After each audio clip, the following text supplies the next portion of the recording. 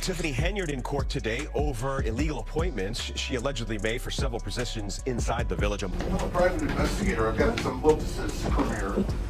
Inside I have from the United States District Court, Northern District. Tiffany Henyard's world, once marked by power and prestige, has crumbled under a barrage of scandals, lawsuits, and public disgrace.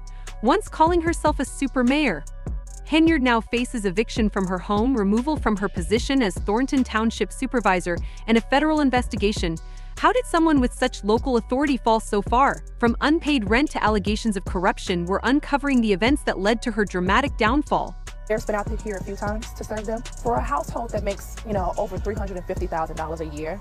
Let's start with the eviction that set the internet ablaze. Tiffany Henyard and her boyfriend, Cal Woods, are being forced out of the suburban home they've lived in since 2021. Their landlord, Janetta Hull, claims the couple hasn't paid rent since August, leaving her thousands of dollars in the red.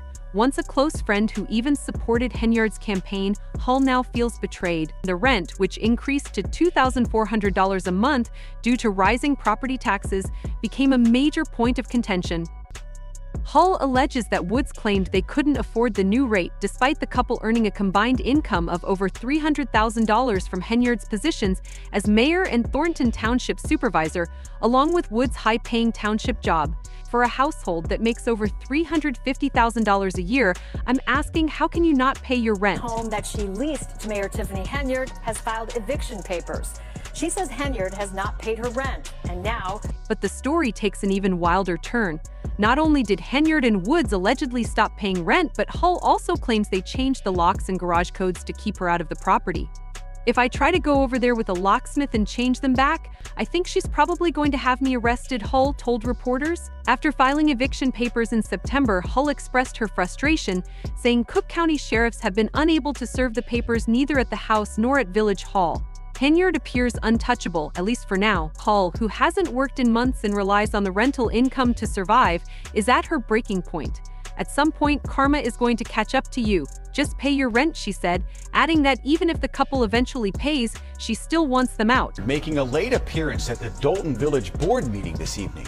That meeting was being held at the Park District building since Village Hall cannot legally accommodate the crowds at a tip. Just when it seemed things couldn't get worse for Henyard, they did. Days after news of her eviction broke, she suffered another major setback, this time to her political career. At a Democratic caucus held to select nominees for Thornton Township's April election, Henyard was blocked from running for re-election as supervisor.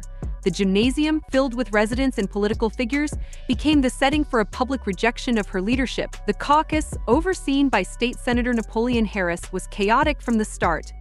Henyard arrived late wearing a bold hot pink pantsuit and immediately began accusing Harris of voter suppression, claiming her supporters were being locked out of the venue while Harris's allies were allowed in first. Had us in the cold, letting two people in at a time, Henyard shouted to reporters, "We had a long line around the block and they never let us in." Harris's team quickly denied the allegations, with his attorney explaining that the gym had simply reached capacity due to early arrivals and that no one was intentionally excluded. People were allowed in at the appropriate time, Harris stated, dismissing Henyard's claims as unfounded. Inside, however, the atmosphere was tense. Many attendees, frustrated with Henyard's controversies and abrasive leadership style, made their dissatisfaction known. The caucus lasted just 7 minutes, with Harris and his slate of candidates securing a decisive victory for the Democratic nomination in Thornton Township. Henyard, meanwhile, was left seething. "Illegitimate Napoleon," she shouted at Harris as the crowd erupted in cheers.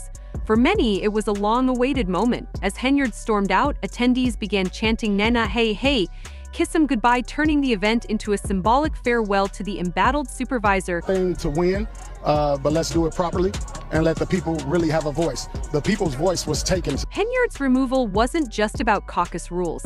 Her failure to present a full slate of candidates, including the omission of a certified assessor on her ticket, played a part in her downfall. However, the caucus exposed a deeper issue: a community increasingly fed up with Henyard's scandals. Critics argued that her time as supervisor had been marred by accusations of lavish spending, self-promotion, and misuse of taxpayer funds. And it wasn't only residents who were frustrated. Social media has been unforgiving in its criticism. One user even commented, "Stop saying misuse funds, she flat out stole tax dollars and blew it lavishly. That's not misused funds." Another added, How did she get to this point? A few years ago, she got busted for breaking into cars. She's always been a professional thief. She just recently added con man to her resume.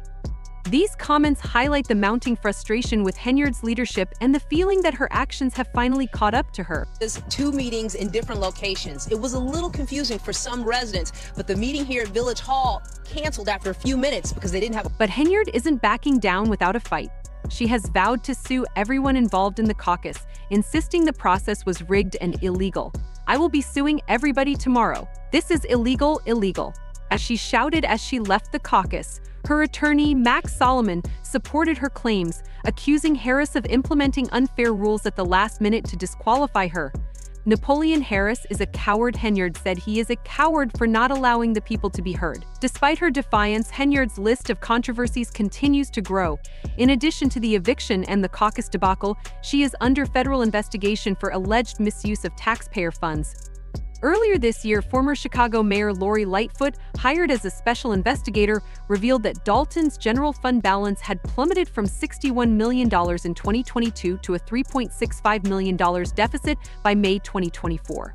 Lightfoot's report also uncovered shocking spending habits, including $43,000 spent on Amazon in a single day and over $85,000 on a poorly attended concert. Residents have accused Henyard of using taxpayer money for personal luxuries such as first-class flights, beauty vendors, and promotional billboards featuring herself. One trustee even compared her leadership to a dictatorship, prioritizing her image over the community's needs. But what truly stunned residents was the revelation that Henyard allegedly pushed for a massive salary cut for future township supervisors, proposing a reduction in pay from over $200,000 to just $20,000 annually. Critics swiftly labeled the move a blatant attempt to discourage competition and ensure no one could replace her, even if she were forced out.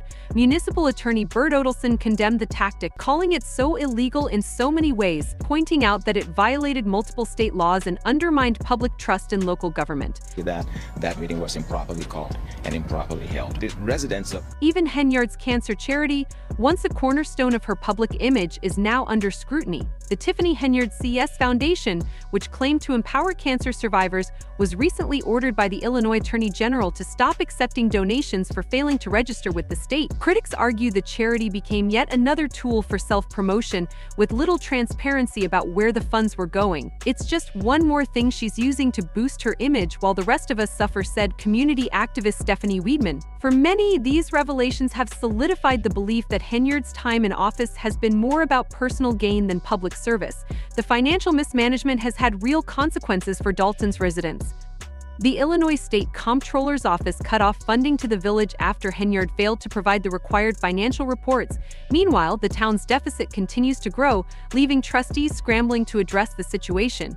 Residents have had enough, with many calling for Henyard's resignation. Deborah Jordan, a lifelong Dalton resident, said she's done nothing but embarrass this town. It's time for her to go. Oh, let's point the finger to Tiffany or allow me. Come over it. Now it's time for me. Yet Henyard remains unshaken. She has announced plans to run for a second term as mayor of Dalton, despite growing opposition. At a recent village board meeting, Henyard reaffirmed her confidence, stating, "No, I am going to come through with a landslide just like Trump did. Like it or not, I am your mayor." Her bold declaration, however, was met with boos as residents turned their backs on her while she spoke. Trustee Jason House, who is also running for mayor, pointed out that morale in the town's police department, already struggling without a permanent chief, has hit rock bottom. With lawsuits, investigations, and public backlash stacking up, Henyard's future is increasingly uncertain. Can she recover from this wave of scandals, or is her political career officially over? Some of her supporters, like Keith Price, still believe she has a chance. "I think enough people know her name to write her in, and I believe we could still win it," Price said, referring to the possibility of Henyard running as a write-in candidate for Thornton Township supervisor, but others remain doubtful.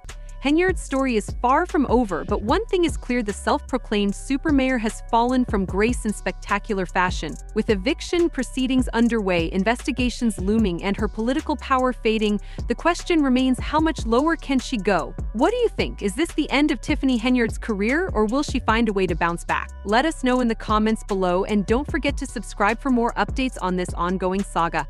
Until next time.